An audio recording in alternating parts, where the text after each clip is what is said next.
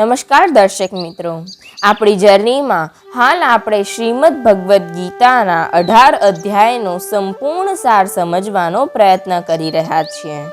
આજે વાત કરીશું અધ્યાય 7 જ્ઞાન વિજ્ઞાન યોગની. પ્રથમ 6 અધ્યાયોમાં જીવાત્માને અભૌતિક ચેતન આત્મા તરીકે વર્ણવ્યો છે, જે વિભિન્ન પ્રકારના યોગો દ્વારા આત્મ સાક્ષાત્કાર પામવા સમર્થ થઈ શકે છે. આ 7મા અધ્યાયમાં ભગવાન શ્રી કૃષ્ણ સર્વે ઐશ્વર્યોથી પૂર્ણ છે અને તેઓ આ ઐશ્વર્યોને કેવી રીતે પ્રગટ કરે છે તેનું વર્ણન કરેલું છે. ભગવાન કહે છે કે હે પૃથાપુત્ર, અનંત કોટી બ્રહ્માંડમાં વ્યાપ્ત બ્રહ્મ એક જ છે, જે નિત્ય સત્ય અને સનાતન છે, સર્વજ્ઞ સર્વવ્યાપી સર્વત્ર છે, વ્યક્ત અવ્યક્ત સગુણ નિર્ગુણ એક જ બ્રહ્મ છે. શ્રદ્ધાથી ભક્તિથી અનન્ય પ્રેમથી તું આ બ્રહ્મમાં આસક્ત થઈશ તો તારો યોગ ભાવ સફળ થશે. બ્રહ્મનું આ તત્વજ્ઞાન હું તને સમજાવું છું, જેને તું સંશય રહિત થઈને સાંભળ. આ સમગ્ર વિશ્વ બ્રહ્મનો એક અંશ માત્ર છે. બ્રહ્મના સમગ્ર સ્વરૂપને જ્યારે તું જાણીશ ત્યારે તારે બીજું કંઈ જાણવાનું બાકી નહીં રહે. હે અર્જુન, મનુષ્ય યોની બહુ દુર્લભ છે. મનુષ્યની વિભિન્ન શ્રેણી પૈકીના હજારો મનુષ્યોમાંથી કોઈ એકાદ જ વિરલ યોગી હોય છે જે આધ્યાત્મિક સાક્ષાત્કારમાં રસ ધરાવે છે. આત્મા શું છે, શરીર શું છે તથા પરમ સત્ય શું છે એ જાણવાનો યત્ન કરે છે, મને પામવાનો પ્રયત્ન કરે છે. બાકીના મનુષ્યો સામાન્ય રીતે આહાર, નિંદ્રા, ભય તથા મૈથુન જેવી પશુ વૃત્તિઓમાં જ રચ્યા પચ્યા રહે છે. હે ધનંજય, પૃથ્વી, જળ, અગ્નિ, વાયુ અને આકાશથી આ સંસારનું નિર્માણ થયું છે, તેમજ મન, બુદ્ધિ અને અહંકારથી જીવ બંધનોમાં બંધાયો છે. આ 8 વિષયોથી જળ પ્રકૃતિનું નિર્માણ થયું છે. સમસ્ત જીવોની ઉત્પત્તિ, સ્થિતિ અને વૃદ્ધિ આ જળ ચેતનના સંયોગથી થાય છે. જગતનો સંયોગ વિયોગ, સ્થિરતા અને પ્રલય ઈશ્વરમાંથી જન્મ લે છે અને ઈશ્વરમાં જ વિલીન થઈ જાય છે. જેવી રીતે વાદળ આકાશમાં જન્મ લે છે, આકાશમાં જ રહે છે અને આકાશમાં જ વિલીન થઈ જાય છે. એટલે કે વાદળ માટે આકાશ એ જ આધાર છે અને કારણ પણ છે. બસ એવી જ રીતે સમગ્ર સૃષ્ટિનો આધાર અને કારણ એકમાત્ર ઈશ્વર છે.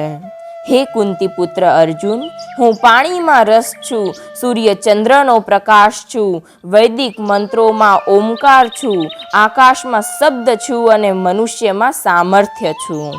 હું પૃથ્વીની આદ્ય સુગંધ છું, અગ્નિમાં તેજ છું, જીવ માત્રનું જીવન છું, હું તપસ્વીનું તપ છું.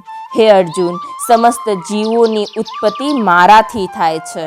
સર્વે જીવોનું આદિ બીજ હું છું. બુદ્ધિમાનોની બુદ્ધિ છું. પોતાના જ્ઞાનથી આકર્ષિત કરે જે તપસ્વી, એના મુખારવિંદનું તેજ પણ હું છું. હું જ સંપાદિત કરું છું બળવાનના સામર્થ્યને, હું જ સંપાદિત કરું છું વિશુદ્ધ કામ તત્વને. હે અર્જુન, તું મારી સર્વ વ્યાપકતાને જાણ. આ ત્રિગુણમય જગતનું મૂળ તને આપોઆપ સમજાઈ જશે. મનના તમામ ભાવ પછી તે સત્વગુણી હોય, રજોગુણી હોય કે તમોગુણી હોય, એ મારામાંથી જ પ્રગટ થાય છે. ભૌતિક પ્રકૃતિના આ ગુણો મારે આધીન છે. આ ત્રિગુણમયી ભાવો સત્વ, રજસ અને તમસથી સમસ્ત જીવો મોહિત છે. મારી આ દૈવી માયાને જીતવી અત્યંત દુષ્કર છે, પરંતુ જે મન, વચન, કર્મથી નિર્મળ થઈને મને શરણાગત થઈ જાય છે એ આ ભવસાગર તરી જાય છે. જે મનુષ્યમાં અધમ છે, માયા વડે જેમનું સંપૂર્ણ જ્ઞાન હરાઈ ગયું છે, જેઓ અસુરોની નાસ્તિક પ્રકૃતિ ધરાવે છે, એવા પાપાત્મા દુષ્ટો મારું શરણ ગ્રહણ કરતા નથી. હે ભરત શ્રેષ્ઠ, 4 પ્રકારના પુણ્યશાળી મનુષ્યો મારી ભક્તિમય સેવા કરે છે. એમાંનો પહેલો પ્રકાર એટલે મનથી વ્યાકુળ, શરીરના સંતાપથી વિપત્તિ, રોગ, શત્રુ ભયથી ગભરાઈને જે પૂર્ણ વિશ્વાસથી, અડગ શ્રદ્ધાથી મારી સત્તાનો સ્વીકાર કરીને મને ભજે છે તે દુઃખી જન. બીજો પ્રકાર એટલે કે અર્થાર્થી. સ્ત્રી, પુત્ર, ધન, માન, વૃદ્ધિ, પ્રતિષ્ઠા, સુખ અને કામનાઓ ધરાવતો જે મારી આરાધનામાં રત છે તે. ત્રીજો પ્રકાર એટલે એવો જિજ્ઞાસુ ભક્ત જે દુન્યવી કામનાઓથી મુક્ત છે અને આત્મ સાક્ષાત્કારનો ઈચ્છુક છે. અને ચોથો તેમજ શ્રેષ્ઠ તથા ઈશ્વરને અતિ પ્રિય એવો જ્ઞાની જે પરમ સત્યના જ્ઞાનની શોધમાં છે, જેણે ઈશ્વરને જાણી લીધા છે, સહજ ભાવથી જેની ઇન્દ્રિયો ઉત્તમ જ્ઞાન મેળવવા માટે પ્રવૃત્ત થઈ છે, એવો પરમ જ્ઞાની જે શુદ્ધ ભક્તિમાં તલ્લીન રહે છે, એને હું અત્યંત પ્રિય છું અને તે મને પ્રિય છે. નિસંદેહ આ બધા ભક્તો એકનિષ્ઠ છે, ઉદાર મનવાળા છે, પરંતુ જ્ઞાની જેણે પરમ તત્વને જાણ્યું છે, મારા અંશને ઓળખ્યો છે, જે મારી દિવ્ય સેવામાં તન્મય રહે છે, તે સર્વોચ્ચ અને સર્વથા સંપૂર્ણ ધ્યેય એવા મને નિશ્ચિત રૂપે પ્રાપ્ત કરે છે. જન્મ એક થાય કે અનેક એનો કોઈ નિયમ નથી. ઈશ્વરને જાણવા માટે શ્રદ્ધા, પ્રેમ, વિશ્વાસ સર્વોપરી છે. આ જગતમાં કોઈ એક જન્મમાં મને સમજે કે અનેક જન્મો પછી સમજે, એનાથી ફરક નથી પડતો. જ્યારે જે મને કારણોનું કારણ જાણીને મારે શરણે આવે છે, એ તૃપ્ત થઈ જાય છે, એનું જીવન સફળ થઈ જાય છે. આવો યોગી દુર્લભ છે. જેવી જેની કામના હોય છે એ મુજબ એ પોતાના સ્વભાવથી પ્રેરાઈને વિવિધ દેવોને શરણે જાય છે અને પૂજાના વિધિ વિધાનોને અનુસરે છે. ત્યારે હું એની શ્રદ્ધાને સ્થિર કરું છું, કેમ કે હું જીવ માત્રના હૃદયમાં પરમાત્મા રૂપે વિદ્યમાન છું. આવો દેવ શ્રદ્ધાયુક્ત મનુષ્ય ઈચ્છિત ભોગોને તો મેળવે છે, પરંતુ એ નથી જાણતો કે ભોગો નાશવંત છે, અસ્થાયી છે. આવો મનુષ્ય કામનાઓના વશમાં રહે છે અને દેવતાઓને આધીન થઈ જાય છે. પરંતુ જો તે પોતાના ઈષ્ટદેવમાં પણ એક બ્રહ્મની સત્તાને સ્વીકારે, ઈષ્ટદેવને પણ બ્રહ્મ ભાવથી ઓળખે, એક સત્યરૂપ ઈશ્વરને જાણે, તો એવો જ્ઞાની મારા પરમ ધામને પામે છે.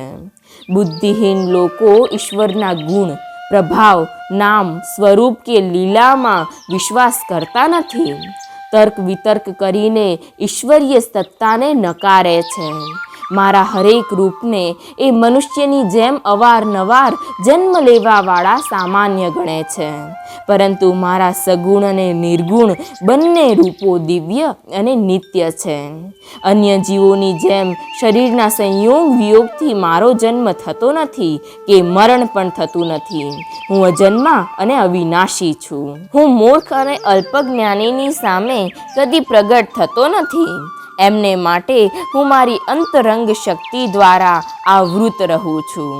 સાધારણ મનુષ્યની જેમ આચરણ કરું છું, પરંતુ જે મારામાં શ્રદ્ધા રાખે છે એને જ હું પ્રત્યક્ષ મારા પૂર્ણ રૂપમાં મળું છું. હે અર્જુન, ભૂતકાળમાં જે થયેલું છે, વર્તમાનમાં જે થઈ રહ્યું છે અને ભવિષ્યમાં જે થવાનું છે, એ બધું જ હું જાણું છું. કોણ, ક્યારે, ક્યાં અને કેવી રીતે જન્મ લેશે તેમજ મારામાં સમાઈ જશે તે પણ હું જાણું છું. મારી પ્રકૃતિનું આ ચક્ર હંમેશને માટે બસ ચાલ્યા જ કરે છે. નીત નવા આયામો સ્થાપિત થાય છે, નીત નવા રૂપ રચાય છે. આમાંથી જે નિષ્કામ ભાવથી શ્રેષ્ઠ કર્મોમાં તલ્લીન થાય છે, રાગ, દ્વેષ, મોહના દ્વંદ્વથી મુક્ત થઈને મારું ભજન કરે છે, મારું શરણ અપનાવીને જન્મ મરણના ચક્રમાંથી નીકળવાનો યત્ન કરે છે, એ બ્રહ્મને, સંપૂર્ણ અધ્યાત્મને, વિનાશશીલ સમસ્ત જળ વર્ગને, આ પ્રકૃતિને, પ્રકૃતિ રચિત કર્મોને, જીવોના અંતઃકરણમાં વ્યાપ્ત પરમાત્માને, તેમજ મારા યથાર્થ રૂપને જાણે છે અને પોતાના માટે મોક્ષના દ્વાર ખોલી શકે છે. અહીં અધ્યાય 7 જ્ઞાન વિજ્ઞાન યોગના ભક્તિ વેદાંત ભાવાર્થો પૂર્ણ થાય છે. તો પાછા મળીશું આવતા રવિવારે. વાત કરીશું અધ્યાય 8 અક્ષર બ્રહ્મ યોગની. ત્યાં સુધી રાધે રાધે.